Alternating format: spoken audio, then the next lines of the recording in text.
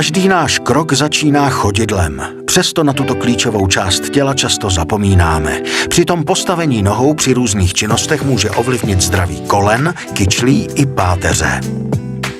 Proč nás tak často trápí bolesti pohybového aparátu? V súčasnosti trávime veľmi veľa času, či už teda sedením, pozeraním do mobilu, hrbením sa pri tom telefóne. Sadneme do auta, aj keď je to možno malá vzdialenosť. Taktiež aj tá strava, väčšina ľudí teda sa stravuje veľmi nezdravo, alebo respektíve možno príliš aj veľa. Čiže zameral by som sa určite na to, aby sme sa viacej hýbali. To znamená, že keď máme čas a tú možnosť, že ideme napríklad na nejaký menší nákup a vieme, že to zvládneme peši, tak radšej teda ísť po vlastných, ako zbytočne štartovať auto. Taktiež sú veľmi dôležité cviky. Môže to byť kľudne nejaké jednoduché preťahovanie alebo yoga, pilates a samozrejme tá chôdza. Spôsob nášho života moderný nejak veľmi nepraje zdraviu pohybového ústrojenstva. Prevažnú časť dňa trávime na tvrdom a rovnom povrchu, to znamená nejaké chodníky, dlažba v byte a tak ďalej. A ešte k tomu máme aj pohodlnú obuv, ale tá pohodlnosť má svoju daň, a to v podobe toho, že chodidlá sú základom kinetického reťazca. A tieto chodidlá, keď máme pohodlnú obuv, tak svaly a šlachy v nich sú nedostatočne aktivované a tým pádom ochabujú. A to znamená, že tím přetěžujeme ta chodidla? Určite áno. Keď preťažíme chodidlá, tak následne tento negatívny vplyv sa nám šíri ďalej cez kolená až do chrbta.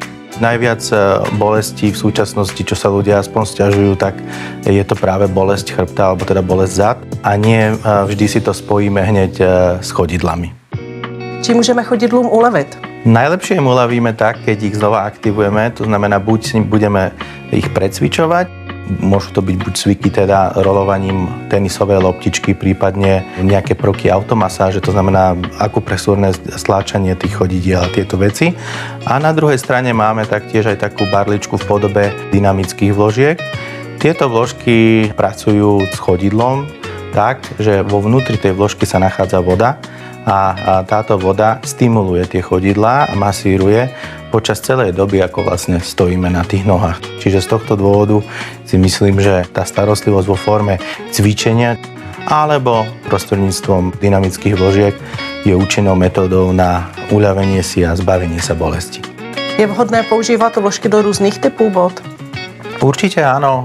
Keď sa bavíme o tomto type vložiek, tak vo všeobecnosti sa odporúča, aby keď napríklad idem športovať, tak tie vložky si dám do tenisiek, prípadne keď idem do práce, zase do obuvy, ktorú využívam v práci.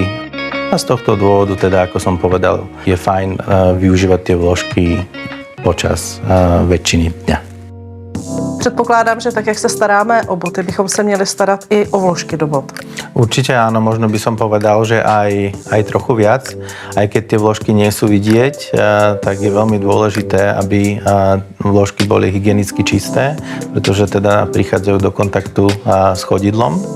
A taktiež by sme si mali tie vložky kontrolovať po nejakej dobe, aby sme sa presvedčili, že si stále plnia tú funkčnosť, na ktorú boli pôvodne určené.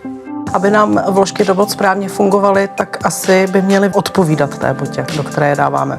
Veľa ľudí tým, že teda má už nejaké problémy, tak zvykne si voliť väčšiu tú obuv, ako má samotné chodidlo, aby si tým tak uľavili, ale pri vložkách je práve veľmi dôležité, keďže majú pracovať s tým chodidlom, tak aby tá veľkosť zodpovedala reálnej dĺžke chodidla.